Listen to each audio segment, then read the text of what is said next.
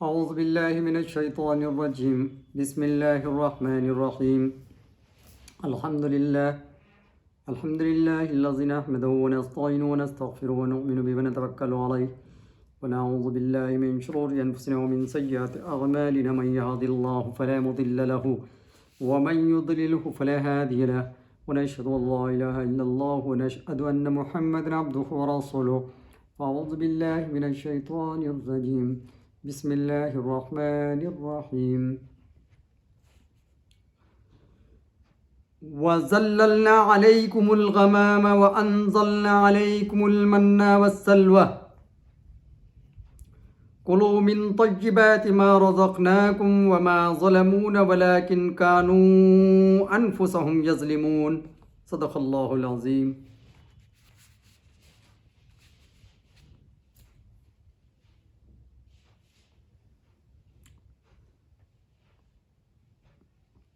وَظَلَّلْنَا عَلَيْكُمُ الْغَمَامَ، اور ہم نے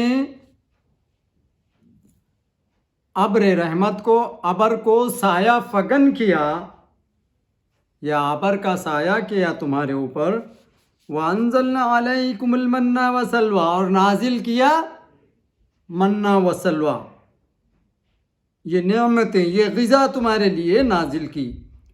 کلوا من طیبات، اور ایک صاف ستھری چیزوں کو کھاؤ اور پیو۔ کلوا من طیبات ما رزقناکم، جو کہ تمہارے لیے دیے گیا رزق بنا کر کے، ما رزقناکم۔ وما ظلمونا ولکن کانوا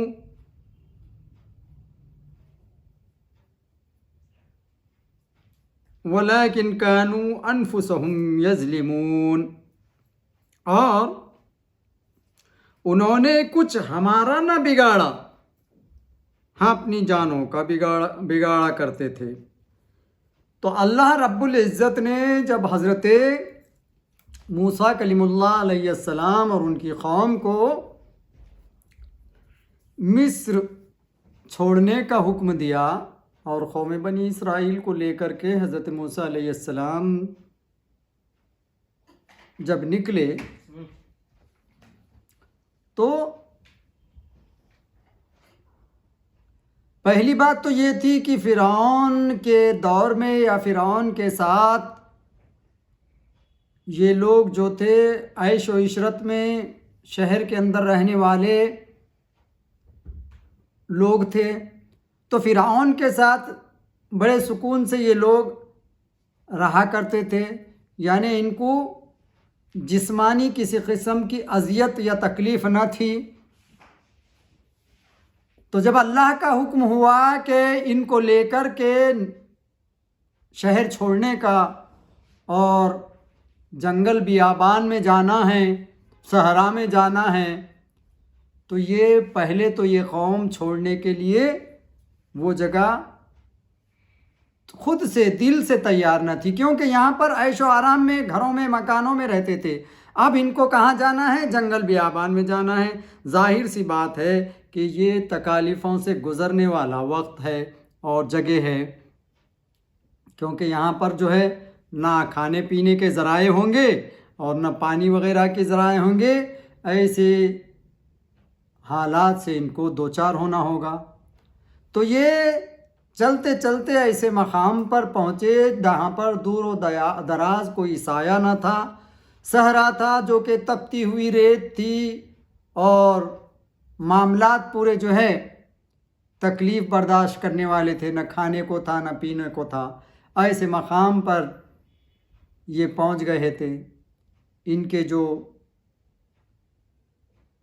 ساتھ میں بنی اسرائیل کے 70,000 جو افراد تھے وہ سب ساتھ ہو لیے تھے، لیکن ایسے مقام پر پہنچنے کے بعد ان کو حکم ہوا تھا کہ تم کو وہاں سے نکل کر کے مصر سے ملک شام پہنچنا ہے، اور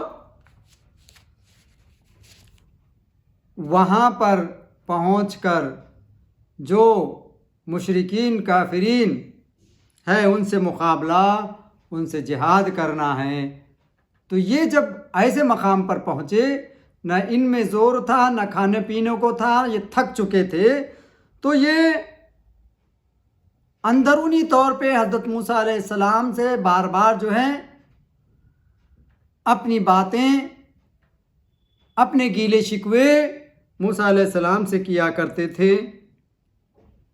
تو اللہ رب العزت نے ان کے لیے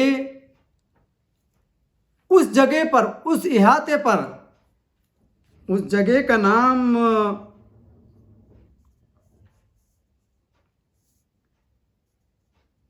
مدین کے تیہ مقام پر وہ پہنچے۔ تو مدین کے تیہ مقام پر پہنچنے کے بعد وہاں پر یہ جو مقام تھا صحرا کا، وہاں کوئی ذرائع نہیں تھے، کوئی آلات نہیں تھے جس سے کہ ان کو کھان پان یا سکون یا سر کے اوپر کوئی سایہ ہو۔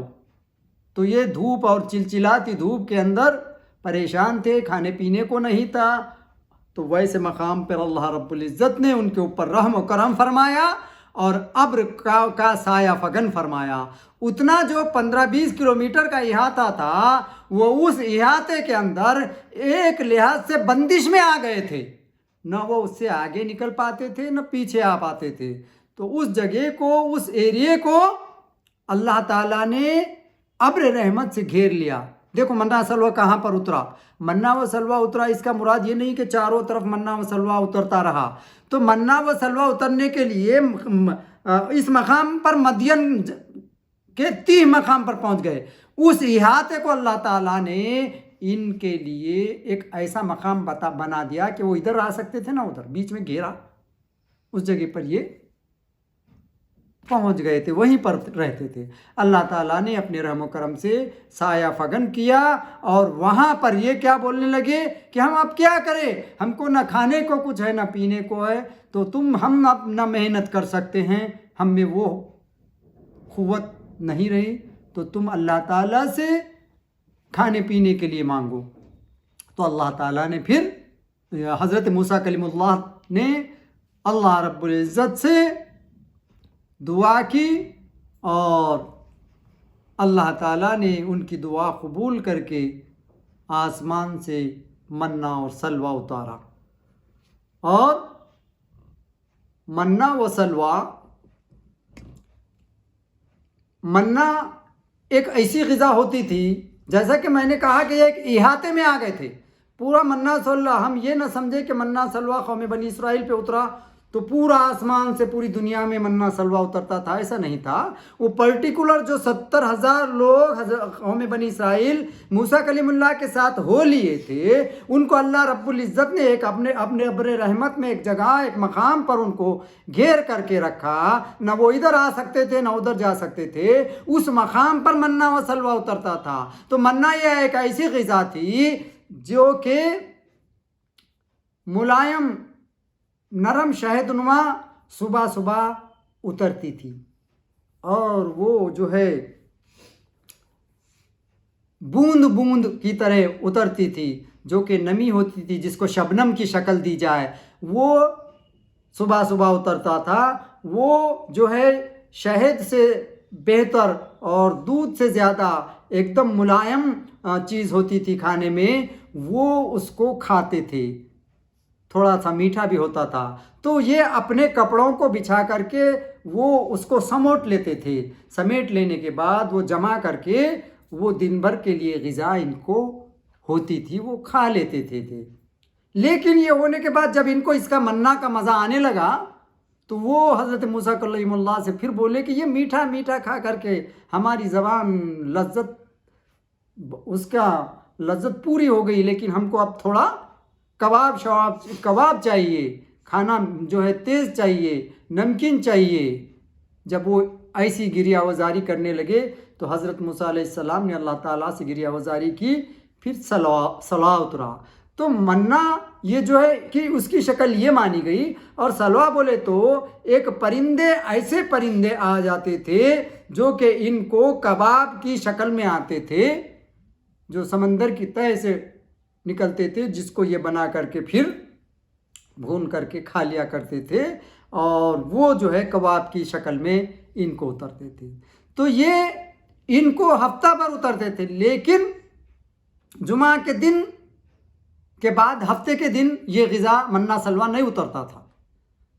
تو ان کو لیکن جمعہ کے روز ایکسٹرا ایڈیشنل جو ہے زیادہ غذا اتر جاتی تھی منہ اور سلوہ، تاکہ یہ ہفتے کے دن نہیں اترتا تھا، اس لیے یہ جمعہ کی رات میں زیادہ، جمعہ کے دن زیادہ اتر جاتا تھا، اور وہ ایک دن رکھ کر کے رکھنے کا ان کو ایک دن کا حکم تھا، وہ ہفتے کے دن وہ غذا کھا سکتے تھے. لیکن ان لوگوں نے اللہ تعالیٰ کی نافرمانی کی، جبکہ یہ روز منہ سلوہ اترتا تھا، روز ہی ان کو کھانا تھا، اٹھا کر کے نہیں رکھنا تھا، صرف جمعہ کا اٹھا کر کے رکھ کے ہفتے کو کھانا تھا، زیادہ اس سے پہلے سٹوریج کرنے کا حکم نہیں تھا. لیکن یہ لوگ کیا کرنے لگے، اس کو اٹھا اٹھا کر کے رکھنے لگے، وہ کبابوں کو، سلا کو. تو یہ اللہ کے حکم کی عدولی ہوئی، نافرمانی ہوئی. تو اللہ تعالیٰ نے پھر اس نعمت کو اٹھا لیا، منہ سلوہ کو اٹھا لیا، اور یہ رکھنے جو لگے، جس کی وجہ سے یہ گوشت سڑنے لگا، ان کی غذا سڑنے لگی. اس سے پہلے نہ گوشت خراب ہوتا تھا نہ وہ سڑتا تھا، لیکن ان کی نافرمانی کی حرکت سے گوشت بھی سڑنا شروع ہوا. اس سے پہلے نہ گوشت سڑتا تھا نہ غذا باسی ہوتی تھی. یہ اللہ کی نعمتوں میں سے تھا. لیکن قوم بنی اسرائیل نے اللہ کے حکم کو نہ مان کر کے اس کے اندر یہ چیز لاد لی. اور اللہ تعالیٰ نے فرمایا کہ وما ظلمونا، یہ جو نافرمانی کر کے وہ خود کے اوپر ظلم کیے ان لوگوں نے، نہ اللہ کا کچھ بگاڑا نہ رسول کا.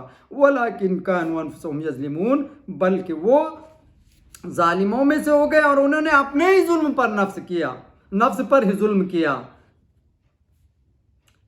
پچھلی ساری نعمتوں کو لفظ عز سے شروع فرمایا گیا تھا، مگر اس نعمت کو بغیر عز سے کی دو وجہ ہیں. ایک یہ کہ پہلی نعمت ہی کا ایک جز ہے، مستقل دوسری نعمت نہیں، یعنی ہم نے تم کو موت کے بعد زندہ کیا اور پھر تم پر سایہ کیا. دوسرے یہ کہ نعمتیں یعنی ابر کا سایہ کرنا اور منہ و سلوہ کا اتارنا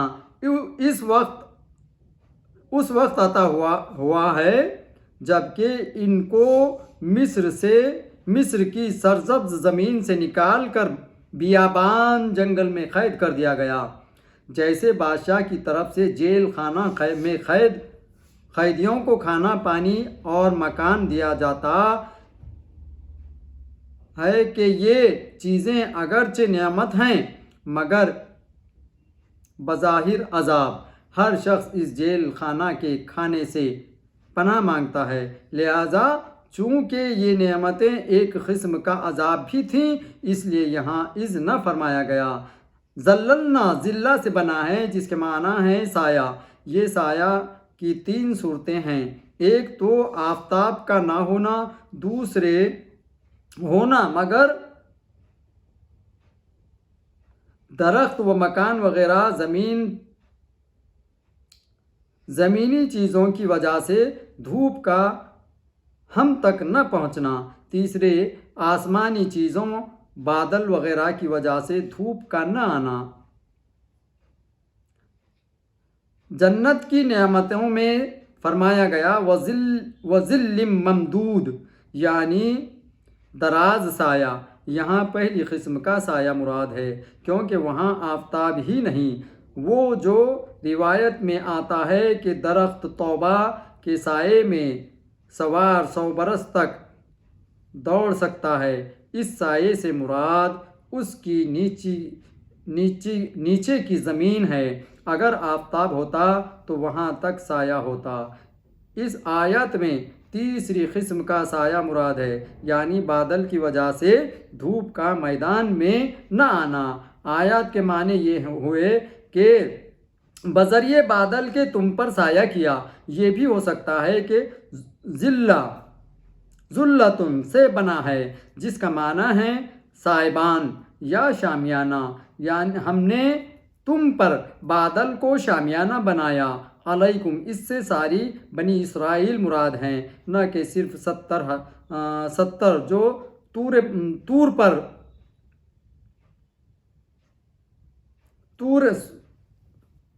پر گئے تھے، جن کو طور پر مار کر زندہ کیا گیا، کیونکہ یہ سایہ ان پر ہوا جو کہ مصر سے نکل کر شام کی طرف جہاد کے لیے بھیجے گئے اور پھر نافرمانی کی وجہ سے جنگل میں قید کر دیے گئے، جس کا پورا قصہ انشاءاللہ خلاصے تفسیر میں ہوگا۔ الغمامہ یہ لفظ غم سے بنا ہے، جس کے معنی ہے ڈھانپنا۔ رنج و غم کو بھی اس لیے غم کہتے ہیں کہ وہ دل پر چھا جاتا ہے اور اس کو ڈھانپ لیتا ہے۔ یہاں اس سے سفید باریک اور ٹھنڈا بادل مراد ہے، جس کی وجہ سے وہ آفتاب کو دھوپ سے بچا جائے اور اندھیرے میں مبتلا نہ ہونے دے۔ اس کی وجہ سے وہ میدان ان کے لیے ایک مکان سا بن گیا۔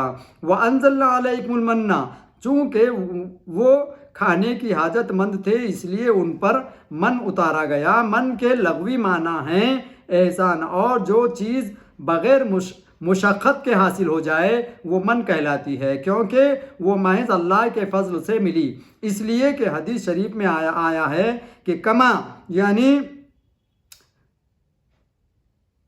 کھپتی، جو کہ بارش میں گلی ہوئی لکڑی سے چھتری کی طرح نکلتی ہے، من میں سے ہے، اور اس کا پانی آنکھوں کے لیے شفا۔ اس کا مطلب یہ نہیں کہ بنی اسرائیل پر اس قسم کا من اترتا تھا، بلکہ مطلب یہ ہے کہ بغیر مشقت ہم کو مل گئی۔ اس معنی سے جھر بیری کے بیر اور تمام درختوں کے پھل من میں داخل ہے۔ طبیبوں کی اصطلاح میں وہ شبنم ہیں جو درخت یا پتھر پر گرے اور اس میں سے مزہ اور مزاج ہو، جیسے ترنجبین اور شیرخشت اور گزارنگبین۔ چونکہ بنی اسرائیل پر بھی شبنم گر کر جم جاتی تھی، اس لیے اس کو من فرمایا۔ اس میدان میں صبح صادق سے آفتاب نکلنے تک ایک شبنم گرتی تھی جو جم کر برف کی طرح سفید اور لذت دار ہو جاتی تھی، گھی نما اور شہد کے معجون کی طرح ہوتی تھی۔ یہ لوگ اپنی چادر اور کپڑوں پر اس کو جمع کر لیتے تھے اور اس پر گزارا کرتے تھے۔ سلا ایک دریائی پرندہ کا نام ہے جس کا قدم چھوٹے مرغ کے برابر ہوتا ہے۔ اس کا گوشت نہایت لذیذ اور زودم ہضم ہے۔ طبیبوں کی اصطلاح میں اس کو خیط الرعد کہتے ہیں، کیونکہ یہ بادل کی گرج سن کر مر جاتا ہے۔ اس کا عربی میں دوسرا نام سمانے اور فارسی میں اردھی ہے۔ اس کا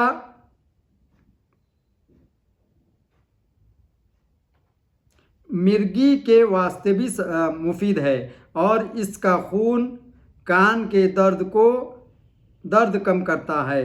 اس کے ہمیشہ کھانے سے دل نرم ہوتا ہے۔ یہ مصر اور جشع کے علاقے میں کھاری سمندر کے پاس زیادہ پایا جاتا ہے۔ روزانہ شام کے وقت ان پرندوں کو ہوا اڑا کر لاتی تھی اور یہ شکر کر کے ان کے کباب کھا لیتے تھے۔ کلوا من طیبات ما رزقناکم، اس میدان میں ان بے محنت نعمتوں کا ان کے ذمے صرف یہ شکر واجب کیا گیا کہ منا و سلویٰ روز کھا لو، کل کے لیے جمع نہ کرو، کیونکہ نیا روز اور نئی روزی ہوگی۔ ہاں، چونکہ ہفتے کے دن منا و سلویٰ نہ آئے گا، اس لیے جمعہ کے دن ایک دن کا جمع کر لو۔ جملہ کا یہی مقصود ہے۔ طیبہ جمع طیبہ کی ہے، طیبہ وہ حلال چیز ہے جو طبیعت کو مرغوب ہو جائے. چیز حلال تو ہو مگر مرغوب نہ ہو وہ طیبہ نہ کہلائے گی. جیسے طلاق اس لیے اس کو ابغض المباحت کہتے ہیں کہ جو مرغوب ہو کر حلال نہ ہو وہ بھی طیب نہیں، جیسے زنا وغیرہ، بلکہ خبیث ہے. رزقنا میں ادھر اشارہ ہے کہ ہم نے بغیر تمہارے کسب کے یہ چیزیں عطا فرمائیں، لہٰذا ان کی قدر کرو. وما ظلمونا، ان لوگوں نے اس پر عمل نہ کیا بلکہ بے صبری کی وجہ سے جمعہ کو جمع رکھا. جمع رکھنا نیز موسیٰ علیہ السلام سے شکایت بھی کی کہ ہم سے روزانہ ایک غذا نہیں کھائی جاتی، ہمیں تو زمینی خوراک چاہیے، جیسے گیہوں، مسور، ککڑی اور لہسن وغیرہ. اس ناشکری سے انہوں نے ہمارا کچھ نہ بگاڑا کیونکہ ہماری کسی شان میں فرق نہیں آیا. ولیکن کانوا انفسہم یظلمون، اپنی جانوں ہی پر ظلم کرتے تھے اور اپنا ہیت کھو بیٹھے، کیونکہ انہوں نے وہ روزی کھو دی جس پر نہ دنیا میں محنت تھی نہ آخرت میں حساب، اور اپنی قابلیت فیض بھی کھو بیٹھے. اگر یہ لوگ یہ حرکتیں نہ کرتے تو ہمیشہ کو یہ نعمتیں ملتی رہتی. اب محنت سے کمائیں گے اور آخرت میں حساب بھی دیں گے.